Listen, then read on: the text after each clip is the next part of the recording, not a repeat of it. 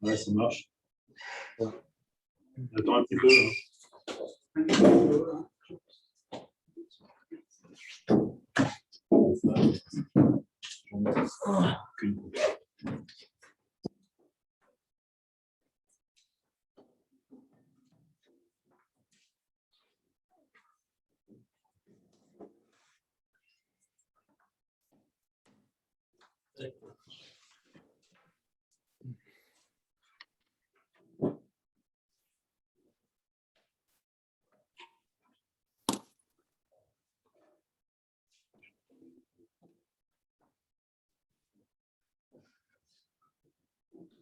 Tout va bien? Tout va bien, Antoine? Alors, ouais. Deux sujets un petit peu différents, peut-être de deux exemples. Ah, on entend bien.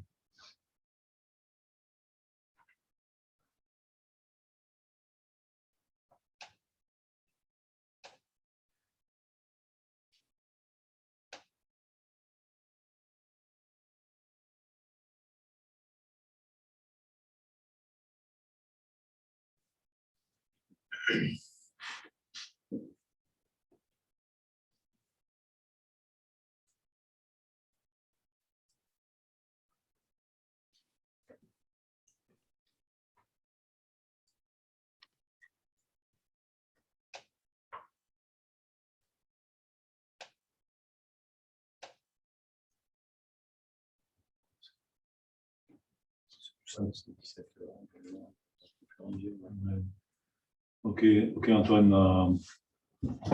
Whenever you're ready, and whenever you want to start, it's fine. Okay. So let me continue on what I was doing yesterday. So I was trying to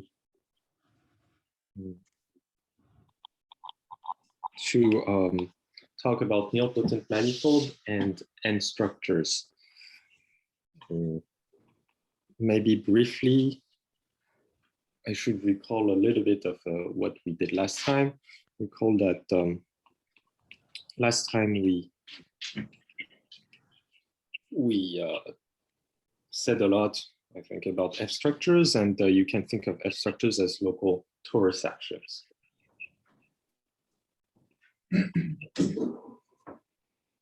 Actions that are glued together, that are somehow compatible. And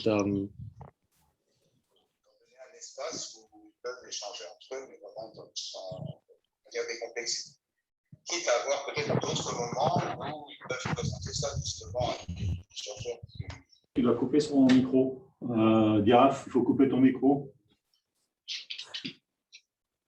And so that's about F structures. And today we're going to see N structures where essentially we just replace the torus actions by actions by nilpotent groups. Okay. Yeah, so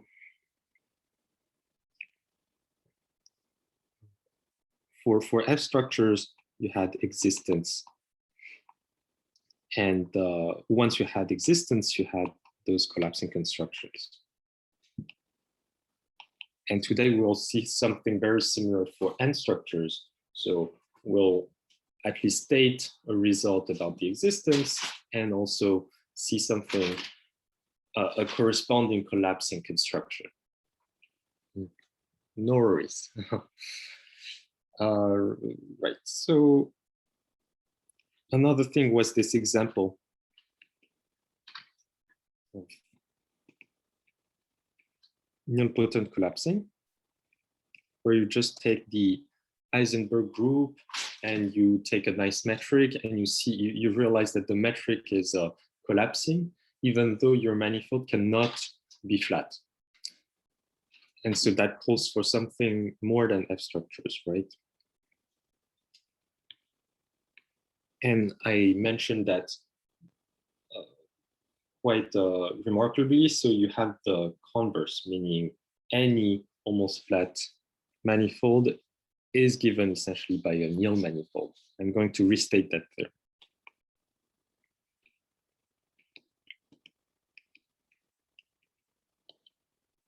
So I'm going to continue from here. Oh yes, so maybe I can, so what's the result? I guess.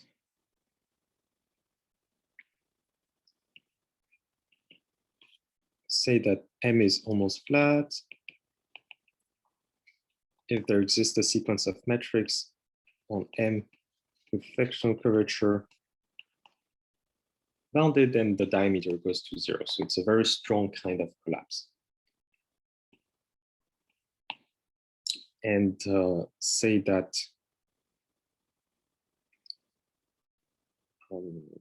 say M prime is non-manifold if M prime is diffeomorphic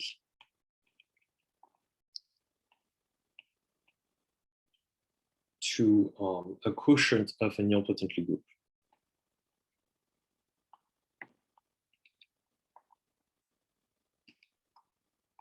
Nilpotent Lie group, meaning that if you take commutators of your Lie group and you continue, eventually you get to the trivial group.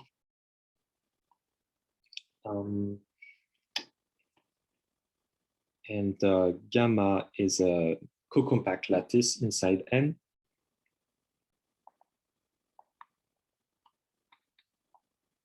Co-compact lattice. So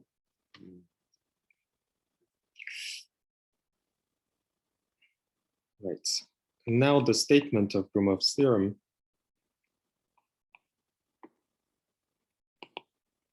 is that almost flat manifolds is exactly those which are finitely covered by a nil manifold. There's some detail here, but so any almost flat manifold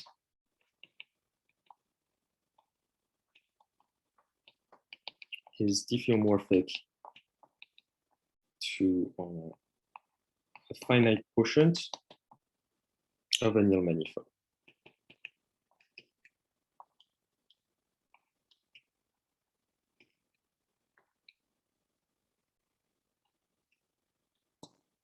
And what's strong about that theorem is that it gives you the diffeomorphism type, and also you have no hope of proving such a theorem by just a blow-up argument, because again, of all those different scales that can collapse very differently. So this is one of the keystones of this theory of N structures. Let's see what we can say about that. Oh yes. Let me share the Jamboard link for today. I think it works today.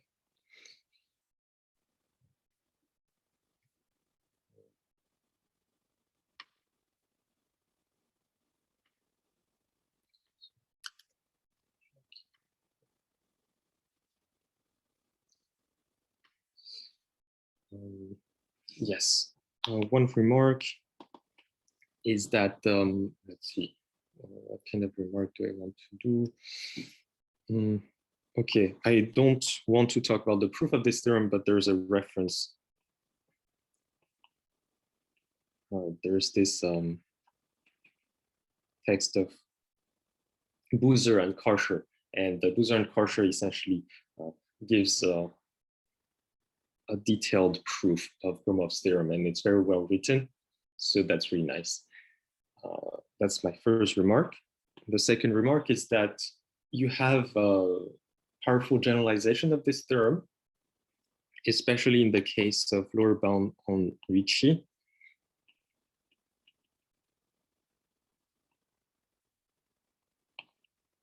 But these are generalizations on the level of the fundamental group. You cannot really get something on the smooth structure. However, you do get something on the fundamental group of almost flat manifold when you replace sectional curvature by lower bound on the Ricci curvature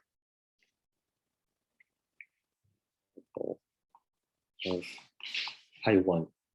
And so for that, we can look at Keplovich-Wilking, for example. And for those who read French, there is a survey by Courtois, Gilles Courtois. Right.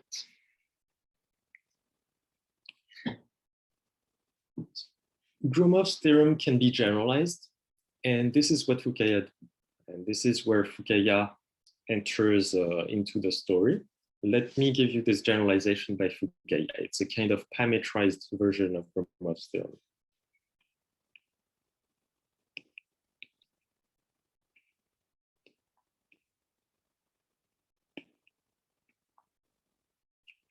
To a parametrized version.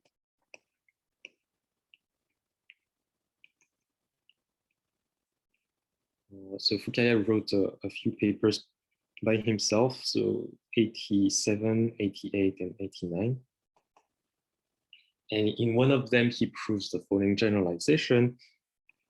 If you have that manifold of dimension n and another smooth manifold of dimension, say m,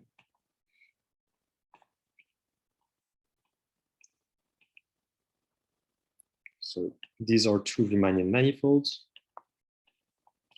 and the sectional curvature of your first metric is less than 1. And the Gromov-Hausdorff distance between M and your second manifold is very small.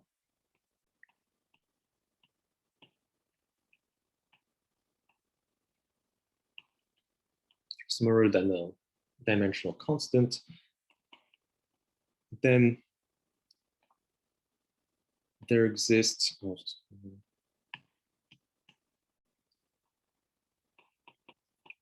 a vibration map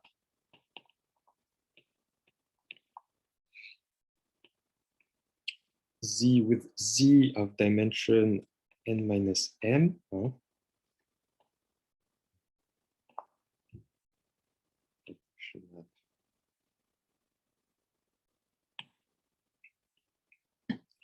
So you have this map from your n-dimensional manifold to this new manifold Y, and the fiber is an almost flat manifold.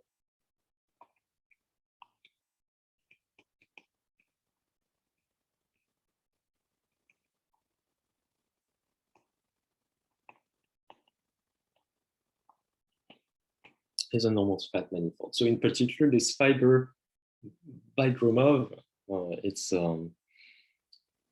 a finite quotient of a Néel manifold.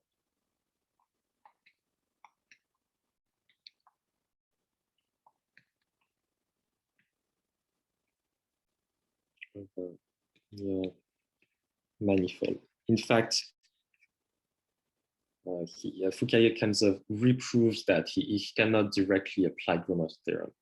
But for us, it doesn't matter. What matters is that you have this vibration theorem, and it's a parametrized version of Gromov, because if you take this base manifold to be a point, you exactly recover the statement of Gromov's theorem, right? But now you have somehow a continuous family of such almost flat manifolds that are parametrized by a base manifold Y. So this is nice. This is a generalization of Gromov's, but at first glance, it seems that it's just a generalization. It's a little bit hard to use, because it seems that the condition that the Gromov-Hausdorff limit is a manifold Y, that's hard to get. That's hard to satisfy, right? And but in fact, we'll see that it's completely general, and that's really nice.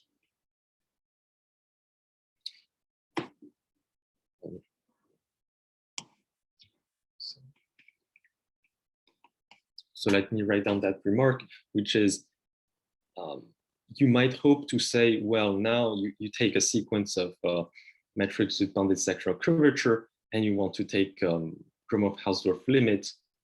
You hope to get a manifold. You would be applied to this theorem. You would be happy. You go back home. But that's not possible because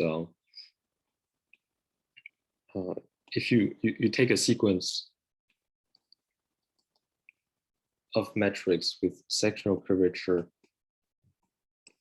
bounded, you can always take a pointed Gromov-Hausdorff limit, that's fine. And you get the space, XD. But in general, D is pretty far from being a manifold. It doesn't even need to be an orbifold.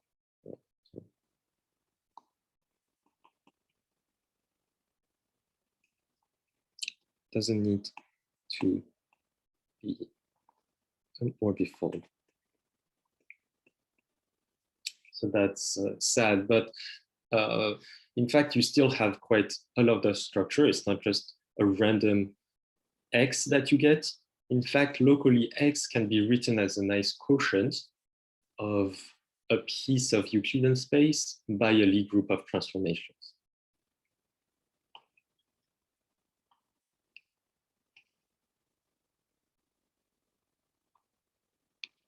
So near any point in your space, in your limit, there's an open set. Say there's a U open set that contains your point, such that U is in fact homeomorphic to a quotient V by G. So what is V? What is G? Here, V is a neighborhood of 0 in the Euclidean space.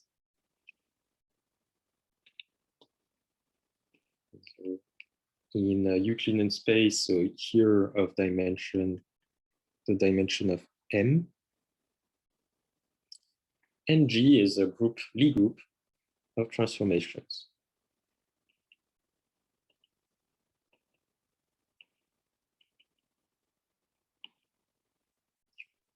Of transformations of V.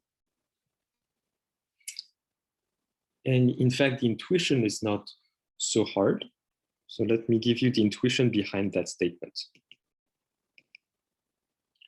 If you take, say, sequence of open sets in MGI, somehow converging to this open set in X, a small open set in X, and you look at the universal cover of UI.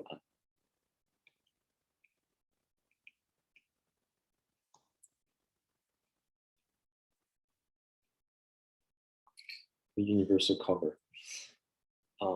Remember that UI has this metric GI, a bounded sectional curvature, so you lift everything to the universal cover. You get an induced metric, a lifted metric, GI tilde with a bounded sectional curvature, but now the injectivity radius of the universal cover is uniformly lower bounded. That's really good. Injectivity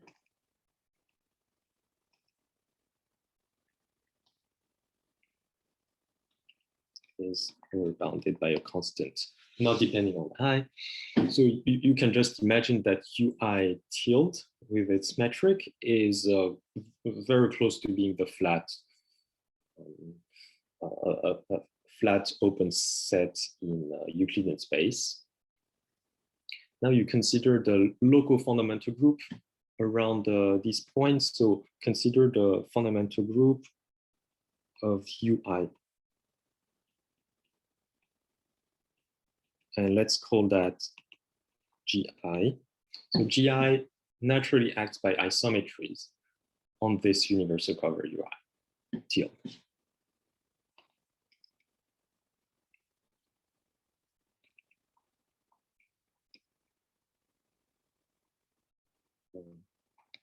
UI tilde. And so now the idea is just, okay, take a limit of these groups GI, you should get something.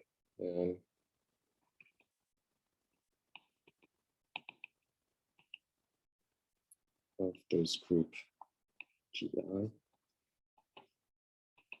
And you should get a limit that we'll call G. In fact, in order to say that, you look at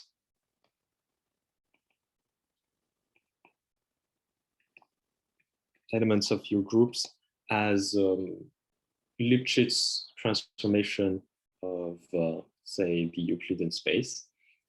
And by compactness theorems, you can get always a limit, something which is a limit. And then you prove step by step, it is a group, it is a Lie group, things like this.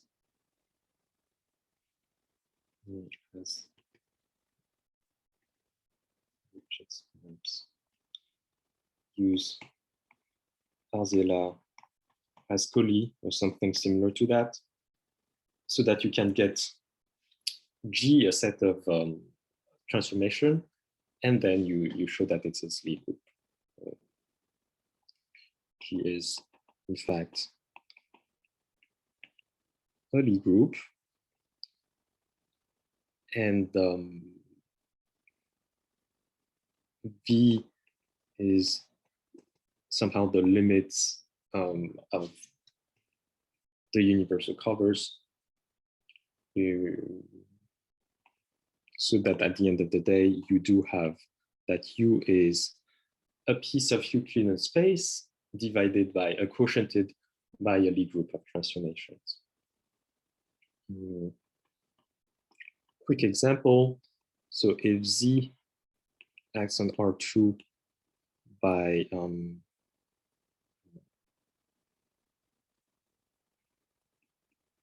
translation, for example,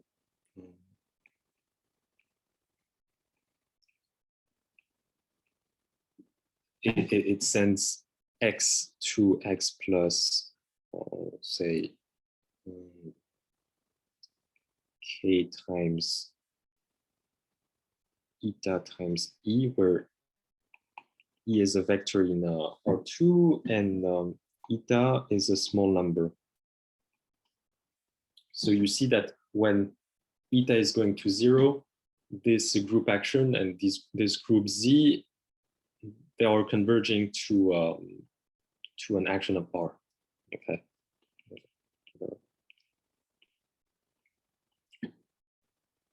As eta goes to 0, Z in the sense above converges to R. This is essentially what we're doing here. Right, so this remark was just to say, your limit, a Gromov-Hausdorff limit upon the sectional curvature, still has some structure. It is a Euclidean space quotiented by a Lie group. And now the question is, all right, but how do you apply the fibration theorem of Fukaya? Because in the fibration theorem, really the assumption is that the Gromov-Hausdorff limit is a smooth manifold. And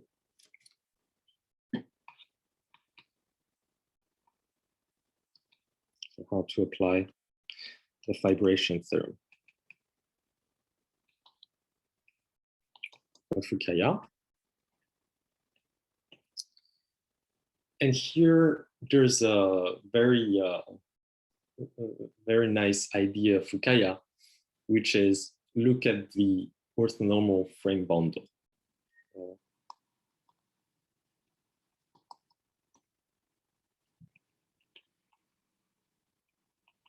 Look at the orthonormal frame bundle.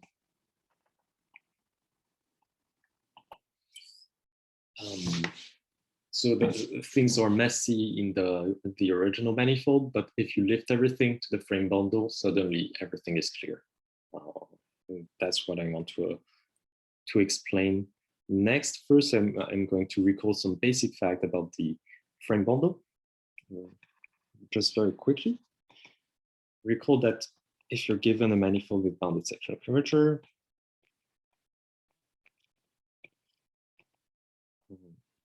you can define the orthonormal frame bundle that I'm going to denote by FM. And sometimes I'm just going to say frame bundle, but I really mean orthogonal frame bundle.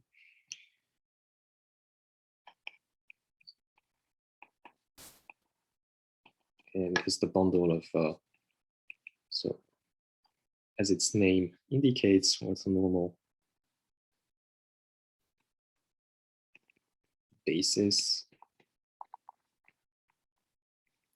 at every point.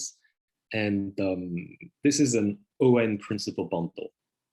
So the fibers, this is a bundle. Each fiber has a group structure, an ON structure, the orthogonal group. So this is an ON principal bundle. And moreover, so the metric on M lifts in a natural way to a metric on FM.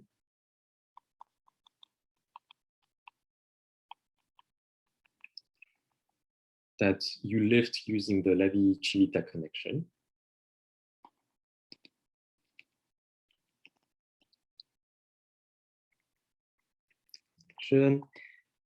And this lift makes the projection a Riemannian submersion, so that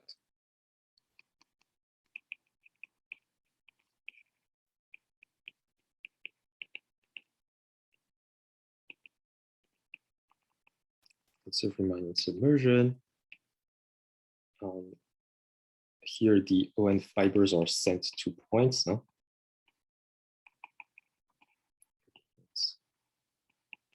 M.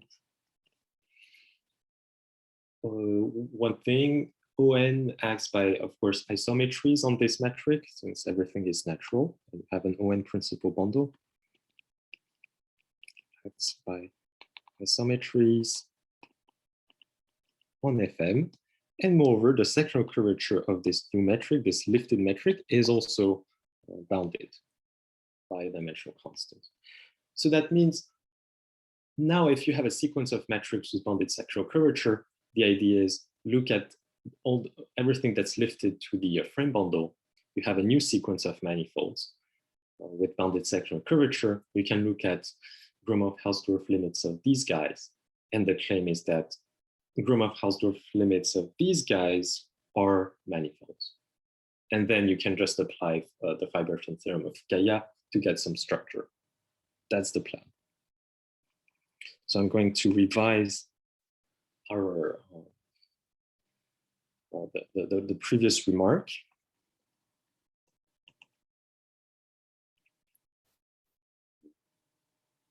Let's see. So you can MP as usual.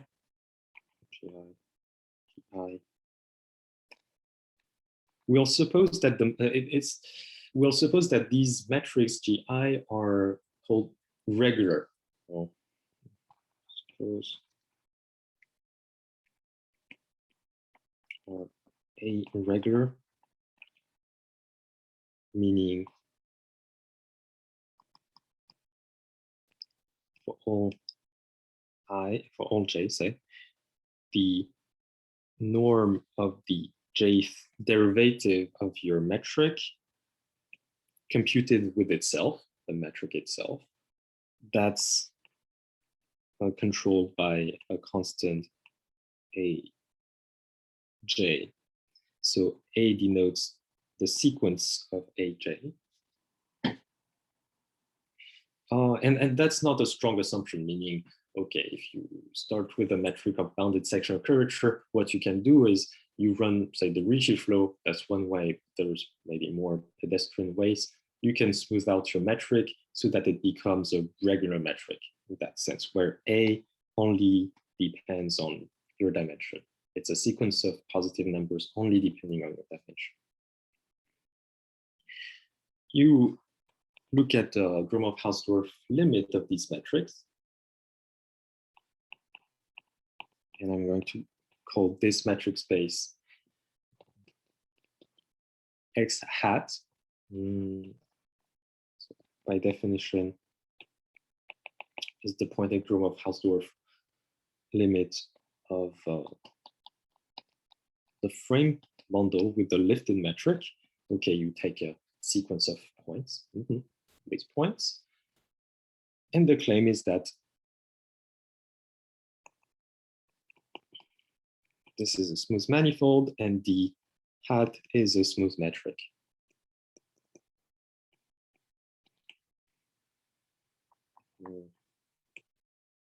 And once you have the idea of looking at the frame bundle, at least the intuition behind that fact is not so mysterious. So let me explain that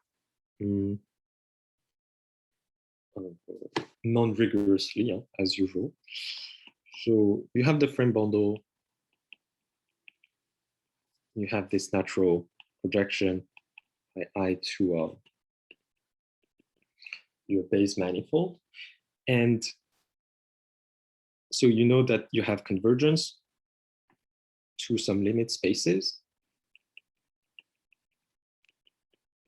Okay, this arrow is not a projection, and it might be confusing, but I'm saying here that the arrow is just for the convergence. Converges to a limit space, and in fact, you have an induced kind of projection, a map. Here, remember that on FM you have an ON action, and that goes to the limit in a natural way. So on the limit, you have an isometric action on X hat. My symmetries. And this guy is given by taking a quotient. So let's see.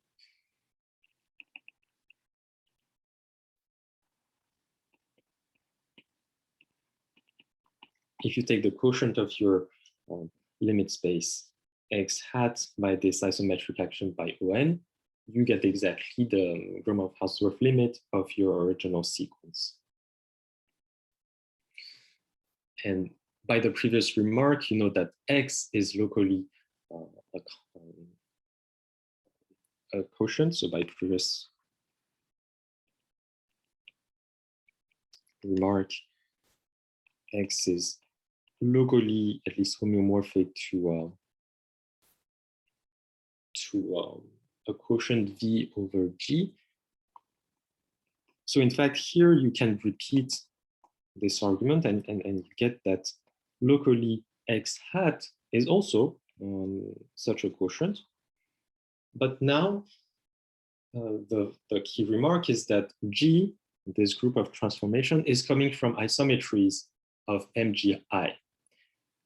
So that means these isometries, they lift to the frame bundle, but it is a well-known fact that a non-trivial isometry of the base space lifts to an isometry of the frame bundle without fixed points. Whenever you're non-trivial isometry, you cannot have a fixed point in for the lift in the frame bundle.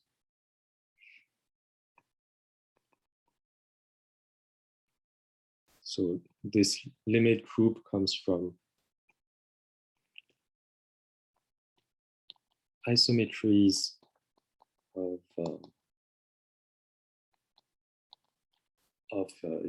your manifold, at least, yeah, local universe cover, but and then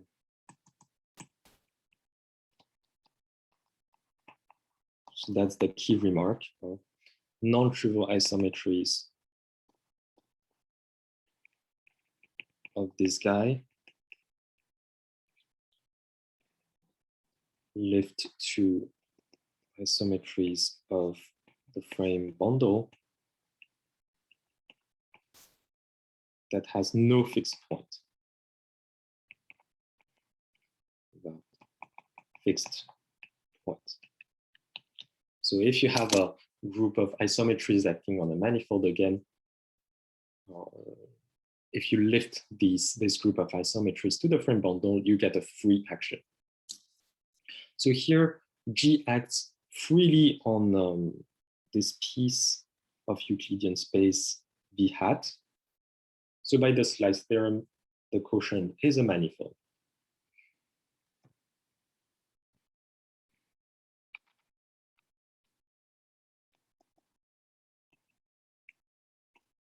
It's freely on B hat, which I remind you is a kind of limit of these local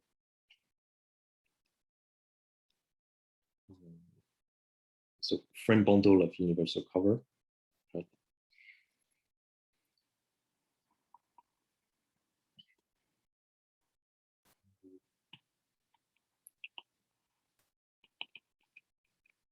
So when you take a quotient by such a free action by a Lie group, you get a manifold by the slice theorem.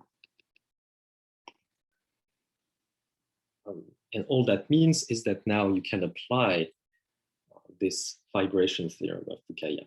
So while at first sight, the vibration theorem was asking for a lot of assumptions, in fact, these assumptions are always met when you take the frame bundle.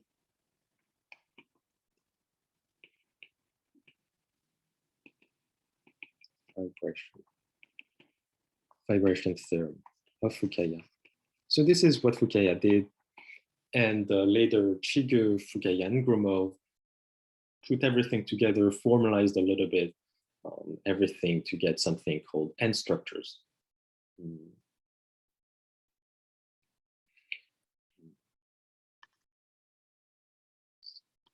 Cheeger, Fukaya, and Gromov in the paper of '92. They combine this idea and they get an equivariant statement that goes as follows.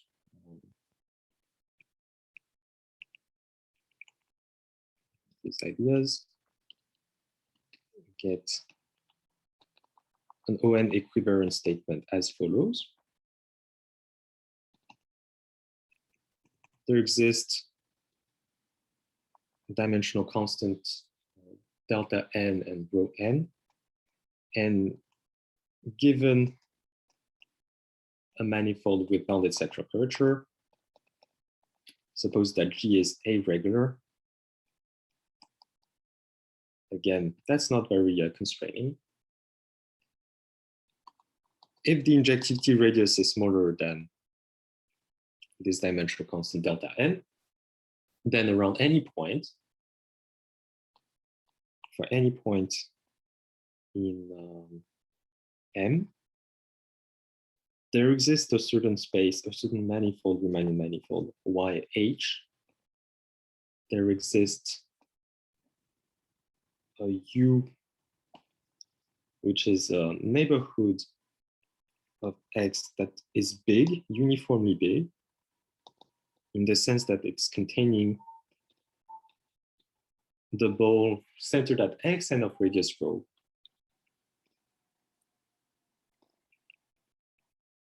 Such that you have the following. So first thing, you have a nice vibration map.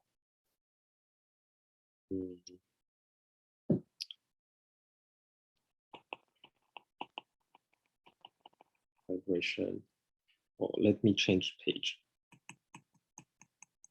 Okay, let's recall the notation here. Y is a Riemannian manifold, U is a neighborhood that is uniformly large. What do you get?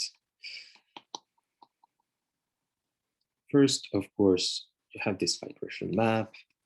Boom, boom, boom. So F is the vibration map to this Riemannian manifold Y. Moreover, Z, the fiber, is diffeomorphic to a Néel manifold. Actually, you don't even need to take a further finite quotient. You just get a Néel manifold, meaning a simply connected Lie group divided by a lattice inside N. That's a fact. Moreover, the fibration map is ON invariant.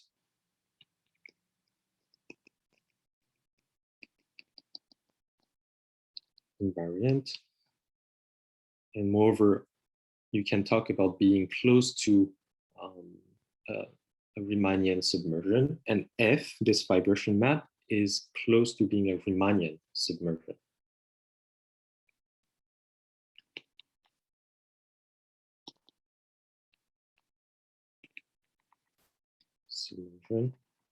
And moreover, it is B regular for B that depends only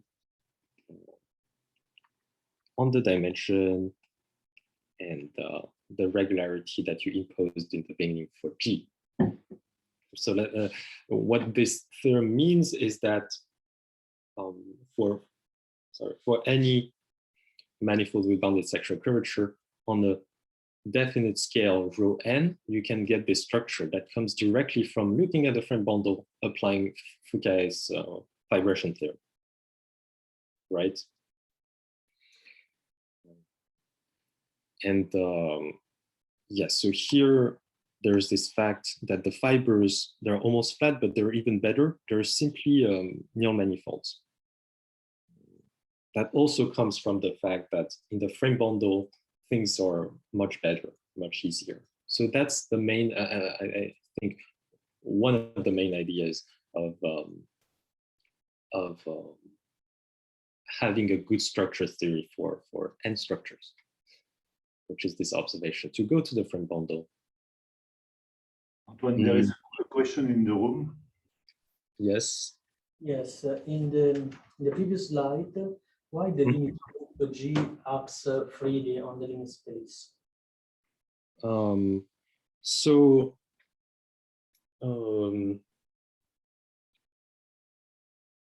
Your question is why the limit should act freely, is that right? Yes.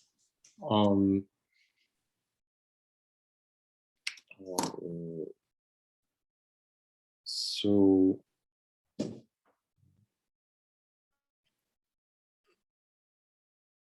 let's see.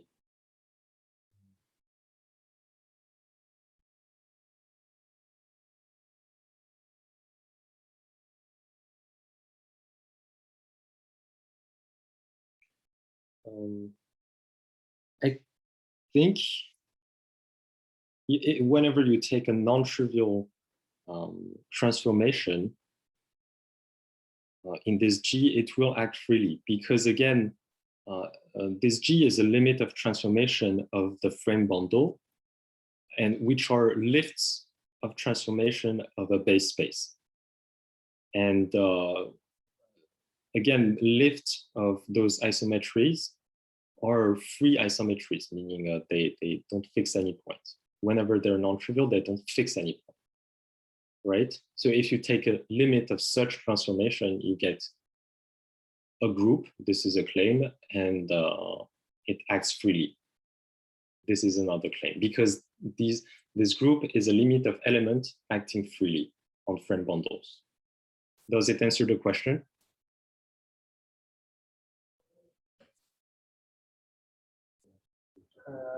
I have still some doubt, but it's okay.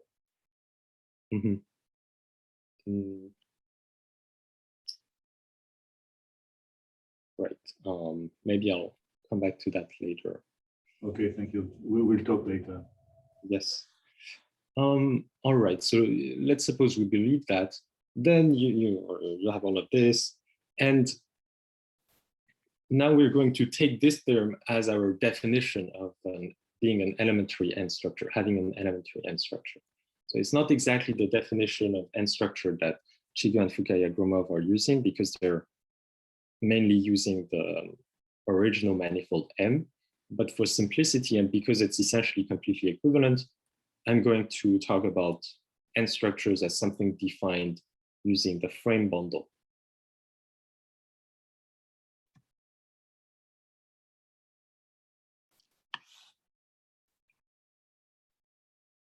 So what we can do is to take this property and make it as a definition for being an elementary n structure.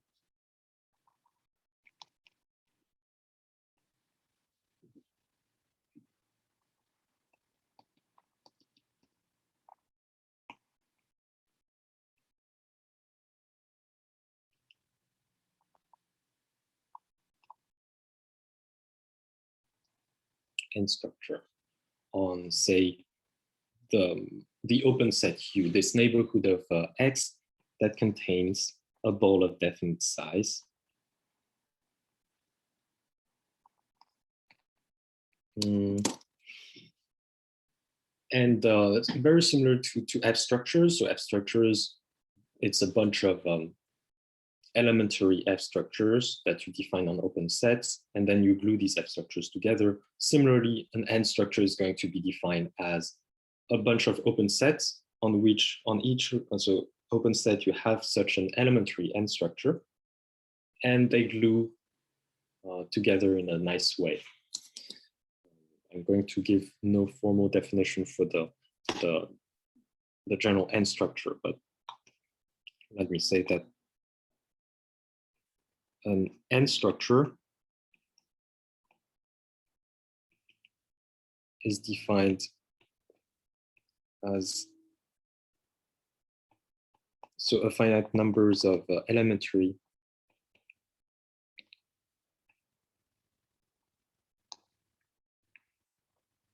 N structures that are defined on some open sets. So U alpha is an open cover of M, and you have some certain compatibility conditions on the intersection. You want the Néel manifold fibers to be contained in one another, or vice versa.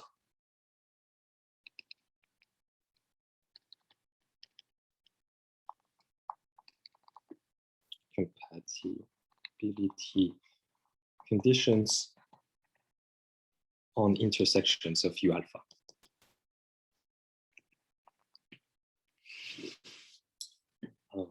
Right, so an elementary N structure is just, you look at the frame bundle, you have this fibration with fiber Néel manifold.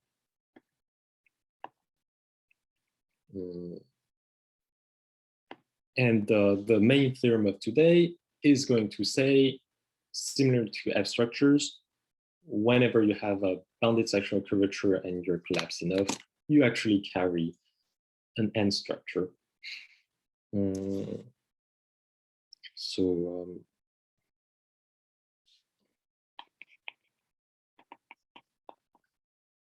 That's the statement of Cheeger, Fukaya, Gromov. For all epsilon, there exists some thresholds that depend on this epsilon, but mainly on the dimension, such that if your manifold has bounded sectional curvature and the injectivity radius of G is smaller than this threshold, then there exists a new metric, and this new metric is very close to G. It's epsilon close to G.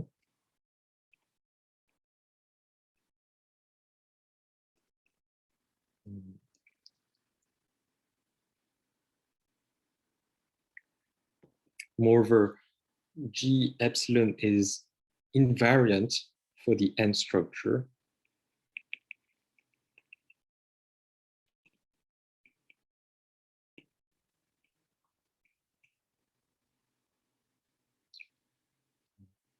For, I should say, one N structure.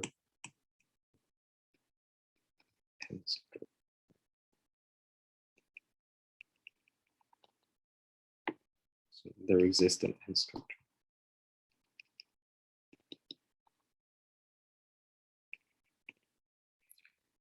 And this n structure is defined on uniformly lower bounded sets. So a uniform size is defined using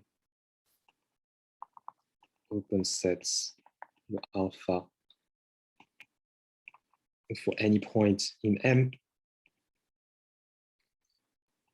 The ball of radius rho n is included in one of those open sets U alpha for some alpha. You have finitely many of those U alphas. The important point is that contrary to F structures, N structures are saying something on the scale of 1 essentially. So this rho n is only depending on the dimension, okay, also on epsilon. But the N structure is living on that scale. This is the macroscopic scale.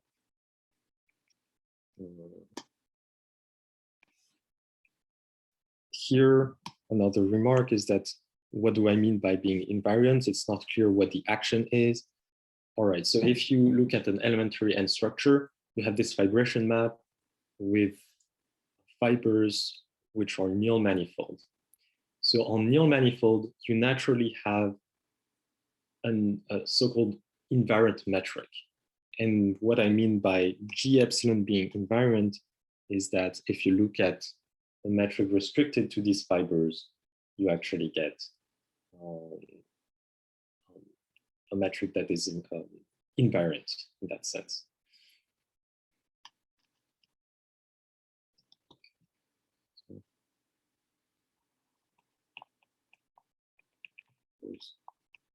The N structures of the theorem live at a macroscopic scale.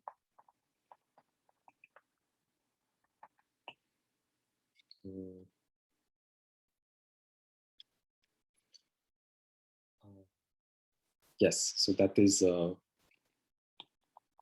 main advantage compared to F structures. Let's see, so this theorem or the proof of this theorem is going to imply a lot of nice properties of the N structures. So I'm going to make a list of those important properties.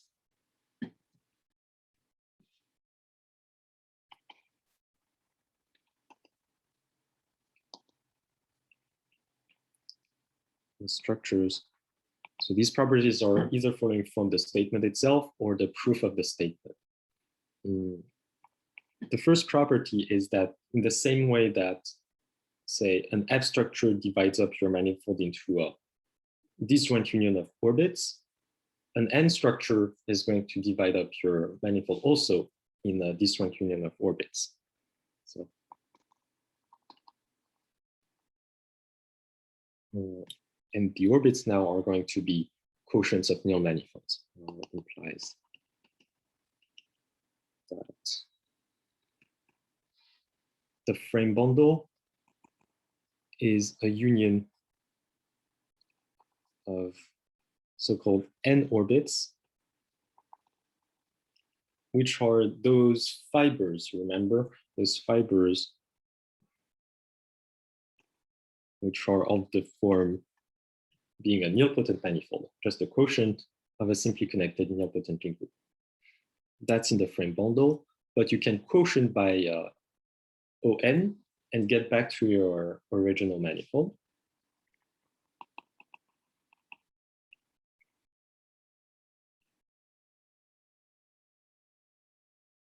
And so these N orbits project to things that are still called orbits inside M. So M is partitioned into this disjoint union of orbits.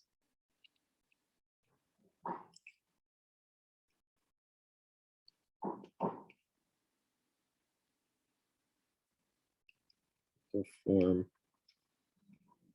So each orbit is of the form a finite quotient of a nil manifold.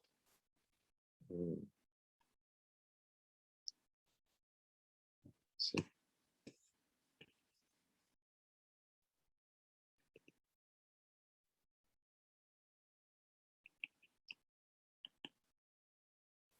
in fact, each orbit is diffeomorphic to an almost flat manifold. So that's the first thing. The second thing is, what is the second thing that I would like to say?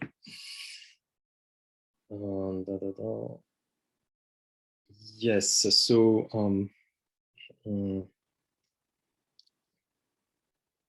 recall F structures are defined using some torus actions.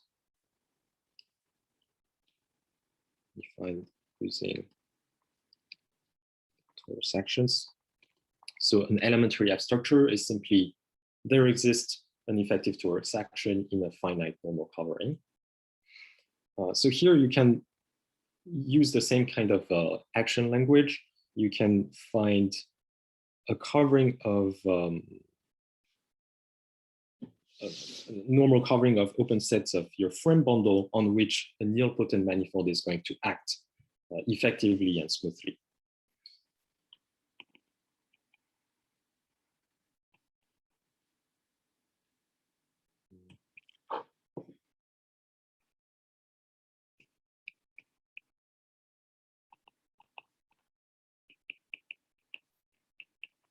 There exists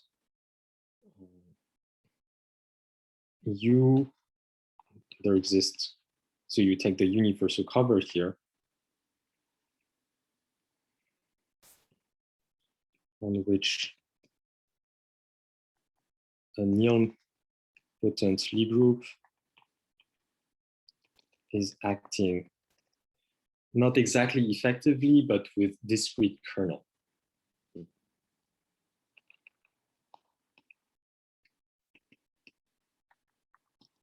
It's a smooth action, and which is almost effective in that sense. You see that this way of saying things is very close to the definition of F structures. Third remark, what is the link, a more precise link between F structures and N structures? My third remark is to say that given an N structure, as in the theorem, you get automatically an F structure that induces an F structure. So where is this F structure? How do you see it?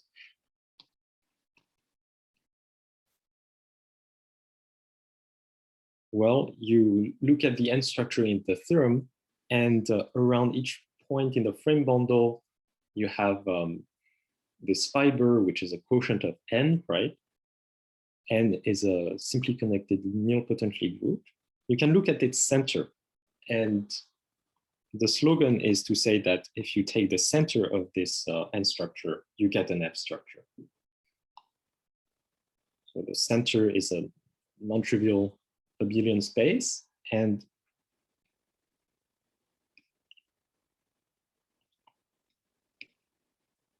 if you quotient the center by this gamma, you get a torus, what I'm going to call T. Now, the projected orbits of this N structure contains, of course, the projection of these tori.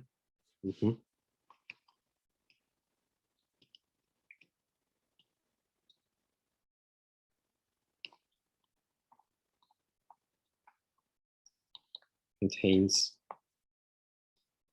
the projections of those tori T.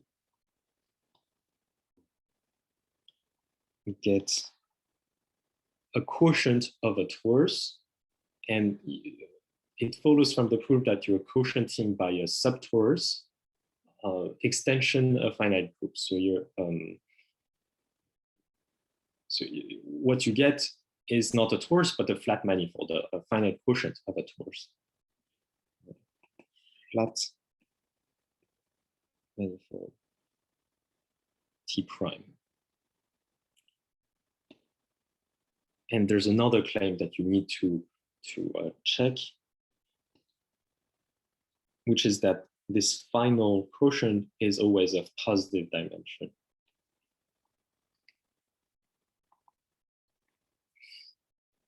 These quotient of tori, so these flat manifolds, are forming the orbits of an F structure.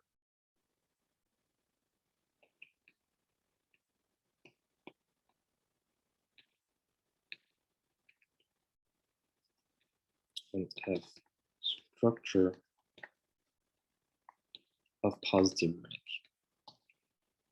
So I hope that the geometric picture is clear.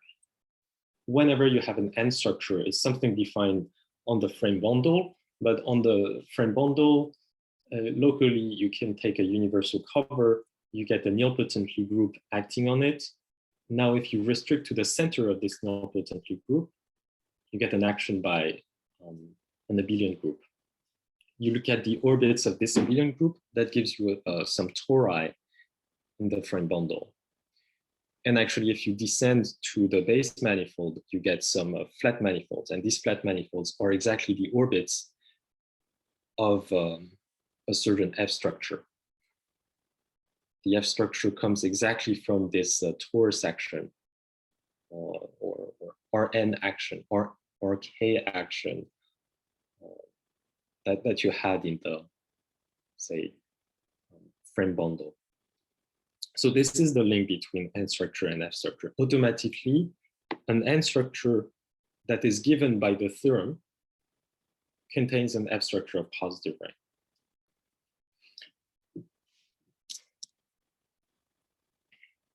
So the positive rank here comes from the fact that you're really looking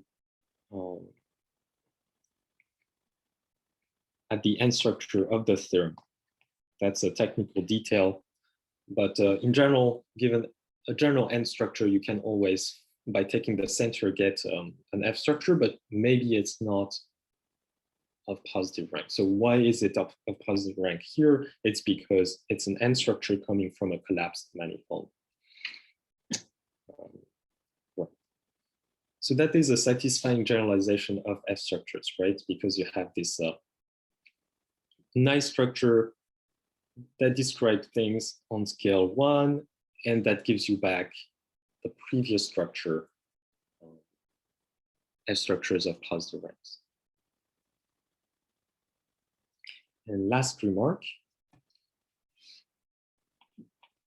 which is the last property that I want to talk about today, which is to have a very nice picture of what such a manifold looks like. So if you take any point in M, you endow M with this invariant metric G epsilon that comes from the theorem of Cheeger, Fukaya, Gromov. Remember that G epsilon is very close, epsilon close to your original metric, but G epsilon is somehow invariant for the N structure. So any point is contained in a neighborhood of the form or a tubular neighborhood of Q, where Q is an orbit, a projected orbit of the N structure.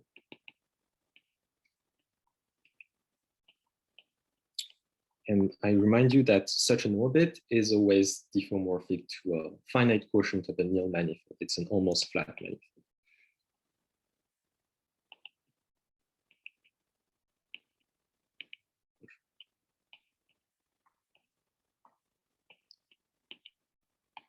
Manifold. And moreover, R only depends on the dimension and epsilon. So what it means is that you have a fixed scale on which you can really exactly say what you look like.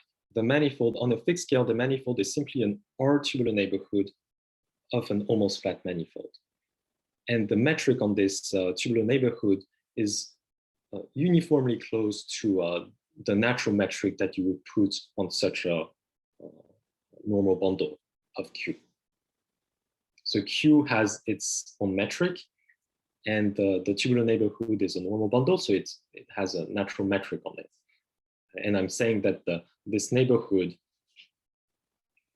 with the metric G epsilon is very close to this normal bundle, this neighborhood with the normal bundle metric that you would put.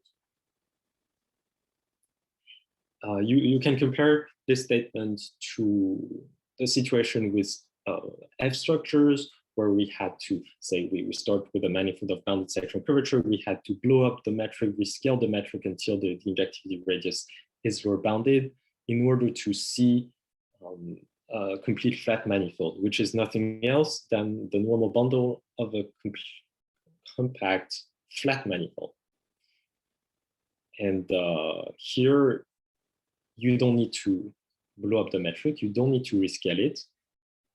What replaces the flat manifold is going to be this finite quotient of a nil manifold, an almost flat manifold. So that's it for N structures. And I'm going to end this lecture by talking about some applications.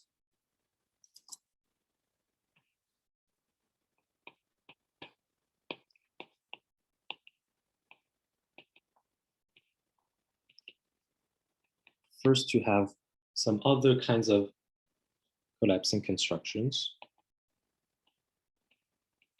And you also have other applications. Whenever you have an F structure of positive rank, you can construct a family of metrics collapsing. And so now that you have N structures, there's many ways you can try to generalize that collapsing construction. And I'm going to give you one possible way to generalize this construction using N structures.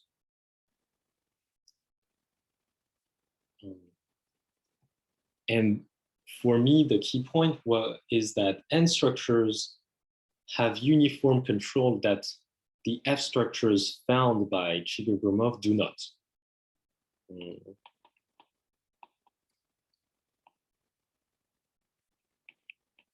So those N structures found by Cheeger, Fukaya, Gromov, they induce naturally a canonical F structure, as I tried to explain. You just take the quote unquote center of your N structure.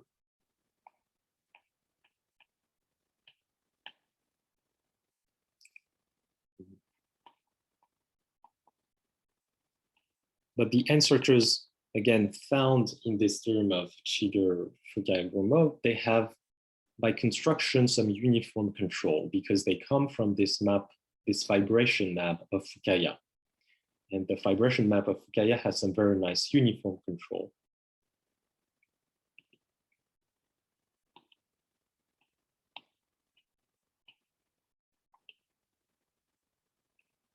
So the induced canonical F structure also enjoys these uniform controls.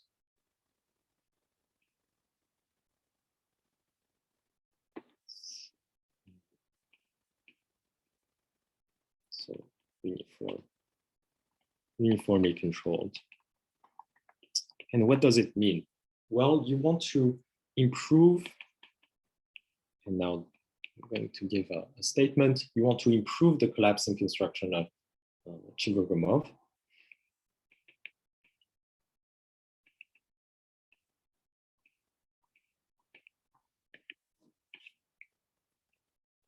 And the idea, so the proof is not easy, but the idea is simple. You want to kind of apply this construction of Cheeger Gromov I explained in the second lecture and third lecture, so that you want to apply this construction to a special F structure, the one that you get from this N structure. But because the N structure has uniform control, the F structure too, and so you will get some bounds that are more uniform in the sense that follows. By applying the collapsing construction of Cheeger Gromov,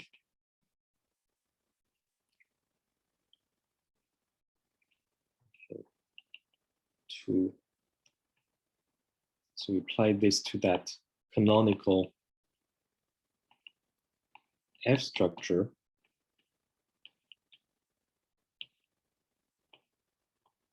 one gets the following improvement. So if the sectional curvature is less than 1, and the injectivity radius is less than a threshold that depends only on the dimension, and if G is a regular metric for some sequence of positive numbers A, then you have the same statement as Cheeger-Gromov. So T is between 0 and 1. G1, so you start at the metric G. And moreover, you have two things happening. You have collapsing. So you have two things. This is going to 0. The sectional curvature is uniformly bounded, independent of T. So you might ask, yeah, well, okay, so what's improved here exactly? It's the dependence of this constant on your metric. These constants now are not depending on the particular metric you choose, just the degree of smoothness that you impose on them. And remember that the smoothness is not something too expensive, because you can just smooth your metric using, say, the Ricci flow. You get a certain A here. And similarly, the rate, the speed at which this injectivity radius goes to 0 is depending only on N and A.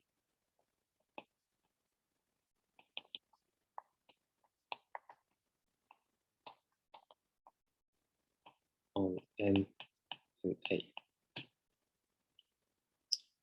So the conclusion is that we have this collapsing construction, and it is improved compared to Cheeger-Gromov, simply in the sense that the constants that you get are depending not on the metric you're collapsing, not on the special geometry that you're collapsing, only on the dimension and the regularity of the metric.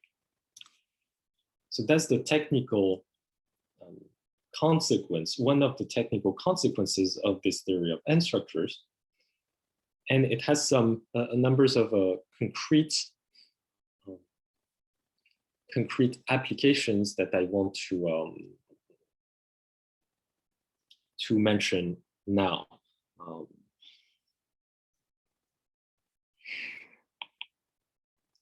Remark or local versions of that improved collapsing construction, meaning that local in the sense that you have maybe a non-compact manifold with bounded sectional curvature, and you just want to collapse a part, a compact region of your manifold. So you can do that with a uniform bound on the sectional curvature depending only on N and A, similarly to the previous statement.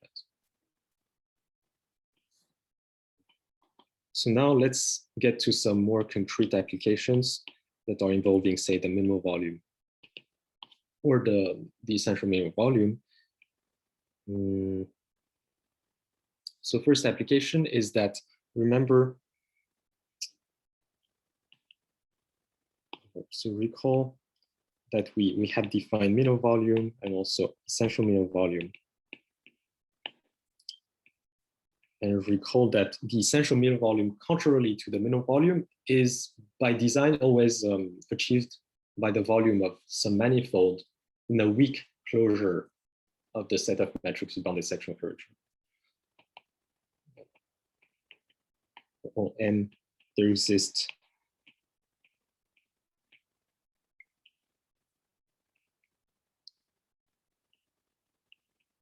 in the weak closure of the space of bounded sectional curvature metrics on M, you have this complete Riemannian manifold M infinity with a metric C1 alpha metric G infinity, such that the essential minimal volume of M is simply the volume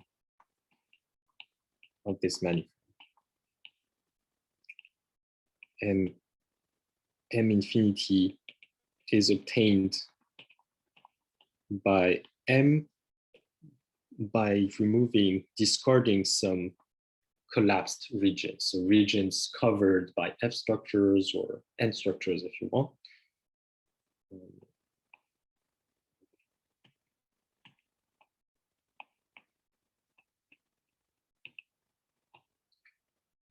So now my first application is going to say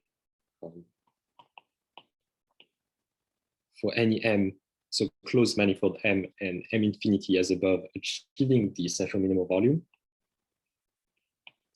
the number of connected component of M infinity is finite. So,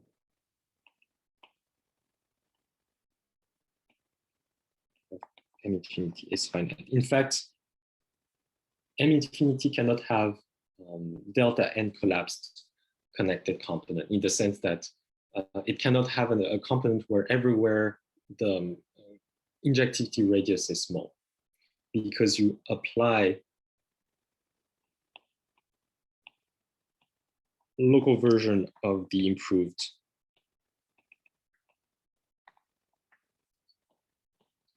collapsing construction. By applying such a local version of the improved collapsing construction, you can prove that such components in the limit M infinity cannot exist, because you would be able to collapse them to the empty set, but that would contradict the definition of essential minimal volume, which is taking an infimum, right? One needs to be careful here. The theory of F structures and the construction of Cheeger Gromov is really not enough in order to do that. It's a bit counterintuitive, but when you try to argue and write down the proofs, you realize that you need some uniform estimates, and those uniform estimates come from N structures and this improved collapsing construction. That's the first thing you can say, immediate thing you can say about the essential minimal volume once you know about N structures. The second thing is a comparison between different kinds of minimal volumes. And what you can say is there's many ways of defining a minimal volume, right? You just, for example, you can impose simply a lower bound of the sectional curvature. And so that is a smaller minimal volume than the usual standard minimal volume, where you impose a sectional curvature bound pointwise in lower bound and upper bound. But the application here is that you can estimate this in terms of the essential minimal volume, and that is non-trivial.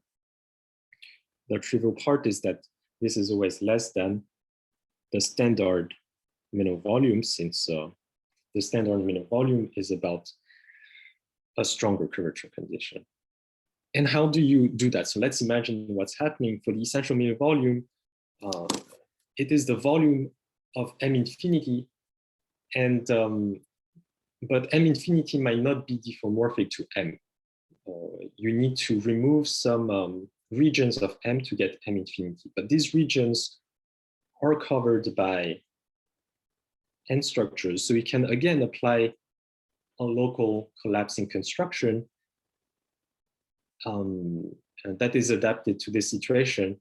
I don't have time to explain why, but really the key is to apply a variation of the local collapsing construction. The improved local collapsing construction. So immediately from this, we can talk about hyperbolic manifold. So remember that Gérard Besson, Protois, and Sylvestre Gallo, what they proved was that for any hyperbolic manifold closed of dimension n, the infimum, what they prove is much more powerful than what I stated on the first day. What they prove is that if you look at this minimal volume,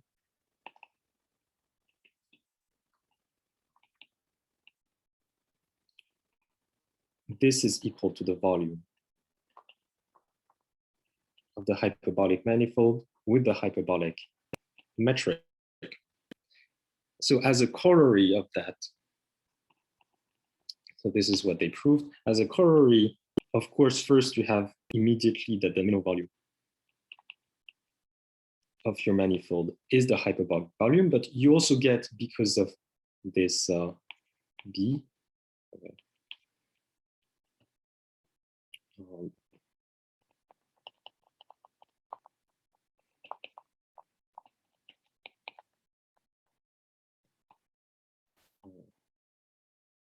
Point B, you have that the essential minimal volume is also equal to the hyperbolic volume. And I don't know how to prove such a statement if you replace in the definition of essential minimal volume a Ricci lower bound instead of a bound on the sectional curvature.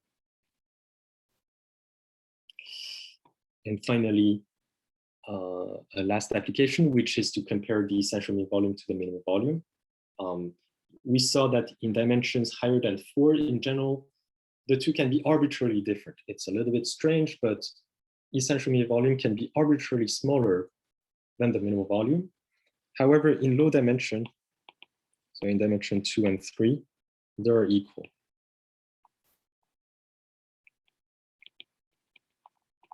Is equal to the minimal volume. In dimension 2, it's a direct computation, nothing difficult, but in dimension 3, you need to prove something. And you need, in fact, to use the fact that in dimension 3, it is known. Okay,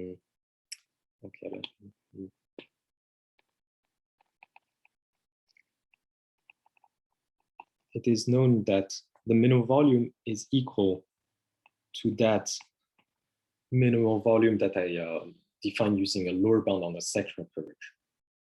And since the essential minimal volume is pinched between these two kinds of minimal volume, they're all equal. In dimension 3, they're then all identical. So these are the applications, and I'm going to end with just a general question.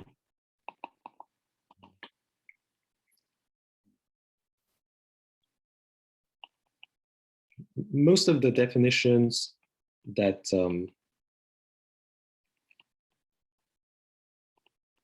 we use for minimal volume or essential minimal volume, they make sense when you replace the curvature condition by a lower bound on the Ricci curvature.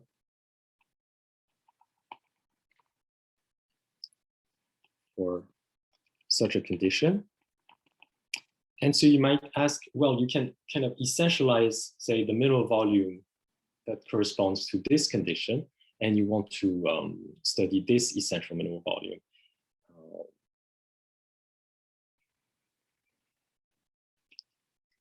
To essentialize the minimal volume where instead of a sectional curvature bound, you have a Ricci lower bound, for example. And you might ask, well, a lot of things make sense. You just replace lower bound on inrad by lower bound on one boson.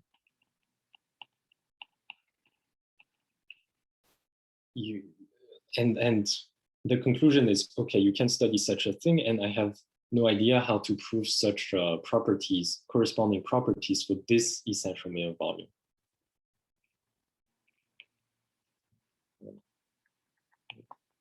Such results for this essential minimal volume. And I have no idea. So we really need, for the sectional curvature, we really used in a strong sense all this theory of collapsing, and such theory is not available for lower bound on Ricci. I suspect that for this extension of the result of Besson-Courtois and Gallo, you could prove something like this for the essential minimal volume using Ricci lower bound, but it would be maybe a much more indirect proof, because you would clearly not have such a thing available for the Ricci lower bound case. So that's the end of my lecture, and it was very pleasant giving this lecture. So thank you very much for your attention. Thank you very much, Antoine. Are there any questions?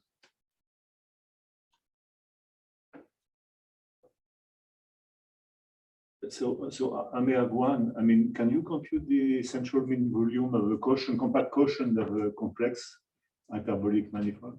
Oh yeah, that's a good question. So no, as you already mentioned in your papers, I think so the minimum volume itself is not known, and the essential mean volume, I have no idea then how to compute it. So I would imagine if you want to start, you would start with the minimum volume. Yes. Okay, so we are still stuck in this. Oh yeah. So this problem definitely. So there's this problem. A similar question is the minimal volume of the force sphere, say. Yes, indeed. So for everybody, I recall that Antoine will be giving a lecture next week, and if I'm not mistaken, it's on Monday, 5:30 p.m. in Paris time. And so I take this opportunity to thank you very much for these beautiful lectures, and we appreciated all the examples that you gave and the correspondence between F structure and N structure is very interesting. I mean, I've never understood this very well, so I'm very happy. And so we thank you very much, and we'll see you next week. Bye bye. Merci encore. Hein.